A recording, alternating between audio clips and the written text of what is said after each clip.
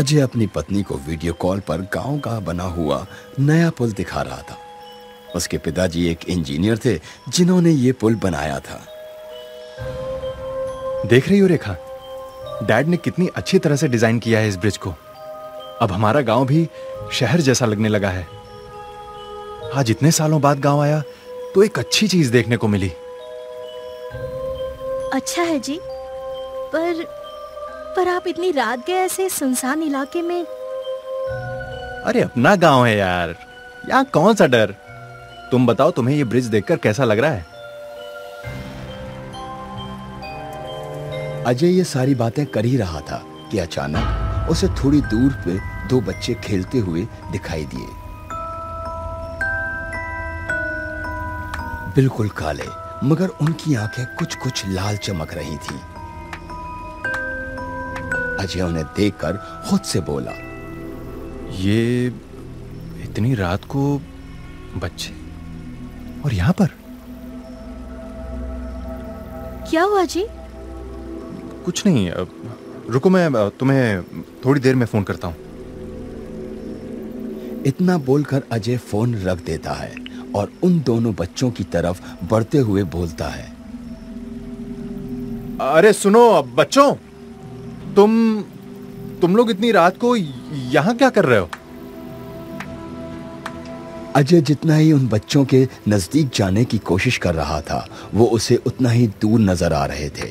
दोनों अजय की बात का कोई भी जवाब ना देते हुए अभी भी खेल रहे थे। फूल के खातिर बलि चढ़ेगी, एक कटोरा खून लगेगा। अजय अब तक उन दोनों को देखकर हैरान ही हो रहा था कि तभी अचानक दोनों बच्चे दौड़ते हुए पुल के किनारे गए और दोनों ने नदी में छलांग लगा दी। अजय चिल्लाता हुआ उस ओर दौड़ पड़ा। अरे नहीं!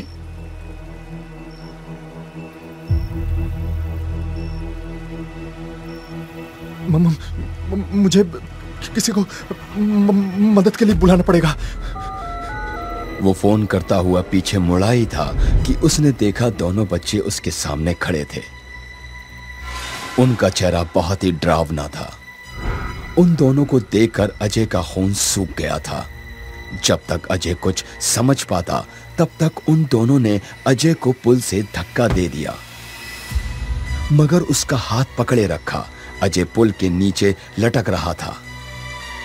वो बदहवासी में चीखते हुए बोल रहा था, मुझे छोड़ना मत, मैं गिर जाऊंगा। फूल की खातिर बलि चढ़ेगी, एक कटोरा खून लगेगा।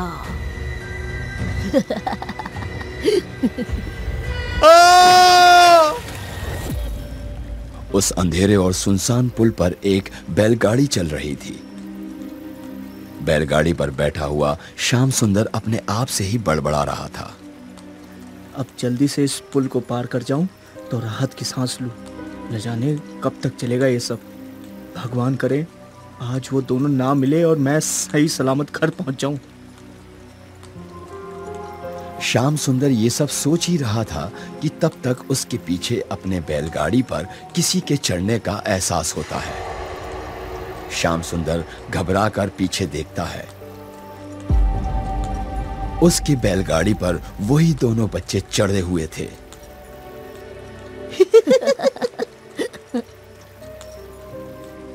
श्याम सुंदर डर जाता है। फिर वो दोनों बच्चे हंसते हुए बोलते हैं, फूल के खातिर बलि चढ़ेगी, एक कटोरा खून लगेगा। कैसे हो श्याम काका?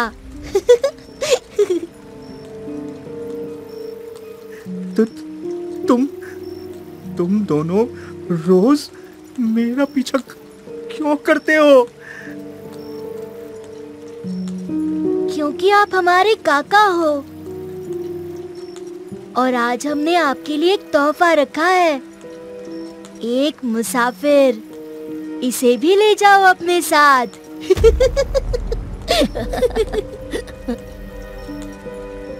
अचानक श्याम सुंदर की नजर सड़क पर पड़ती है। अंधेरे बीच रास्ते पर कोई पड़ा हुआ था। श्याम सुंदर को ना चाहते हुए भी अपनी बैलगाड़ी रोक देनी पड़ती है। नीरू और मीरू शैतानी हंसी हंसते हुए उसकी बैलगाड़ी से गायब हो गए।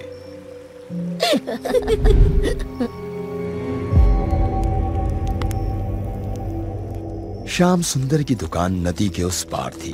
वो रोज रात देर से ही लौटता था, मगर आज उसकी बैलगाड़ी में कोई और भी था। कितनी बार कहा है मैंने, गांव में कोई नया आए तो उसे बताना हमारी जिम्मेदारी है कि रात के वक्त ऊ पुल पर जाना कितना खतरनाक हो सकता है। ये बेहोश पड़े मिले हमें वहां पर। अब तमाशा क्या देख रहे हो? उतारो इसे नीचे।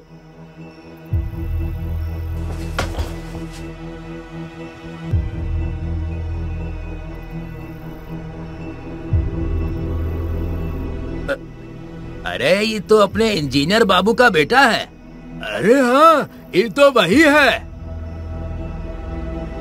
मगर ये रात को वहाँ करने का गया था।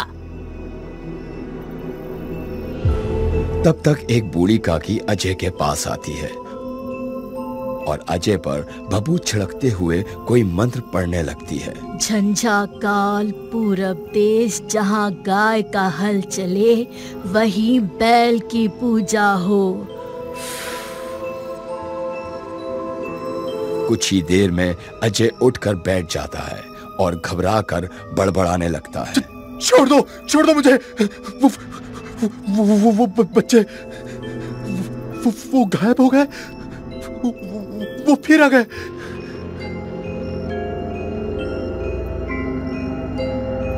कुछ देर बाद अजय शांत हो चुका था। फिर बूढ़ी काकी उसे बताती है, जिस पुल को तुम्हारे पिताजी ने बनाया था उस पर एक श्राप है। वहाँ रात में जाना बहुत खतरनाक है। कैसा श्राप? इस पुल को बनाने के लिए तुम्हारे पिताजी के साथ एक ठेकेदार भी शहर से आया था, जो बहुत ही लालची, मक्कार और अंधविश्वासी था। उसने एक तांत्रिक के कहने पर चोरी छिपे पुल बनते वक्त गांव के ही 2 बच्चों की बलि दे दी। तांत्रिक का मानना था कि पुल अपनी मजबूती के लिए एक कटोरा खून मांग रहा है, जो किसी मानव बच्चे का होना चाहिए। ये बात तुम्हारे पिताजी को नहीं पता चली। ठेकेदार ने गांव के ही 2 बच्चे नीरू और मीरू का अपहरण करवाया और उनकी बलि दे दी। तुमने आज उन दोनों की आत्मा देखी है, जो रोज रात उस पुल पर खेलते हैं। वे किसी को नुकसान नहीं पहुंचाते, मगर अपने होने का एहसास जरूर करवाते हैं, ताकि उनकी दर्दनाक कहानी सबको पता चले।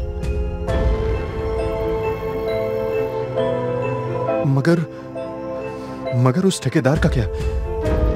क्या वो बाद में पकड़ा गया?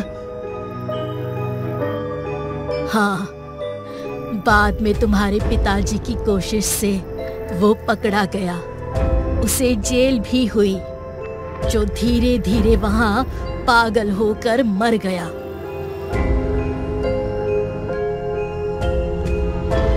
चारों तरफ कुछ देर की खामोशी छाई रही। फिर सब गांव वाले धीरे धीरे चले गए। अजय अब भी नीरू और मीरू के बारे में सोच रहा था। इस घटना को कुछ दिन गुजर गए। अजय ने अपनी कोशिश से पुल के एक छोर पर नीरू और मीरू की साथ में मूर्तियां बनवाई और उनके नीचे उनकी कहानी लिखवाई। उस पुल को नाम दिया गया नीरू मीरू ब्रिज।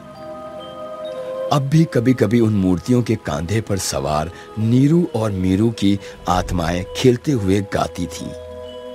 पुल के खातिर बलि चढ़ेगी, एक कटोरा खून लगेगा।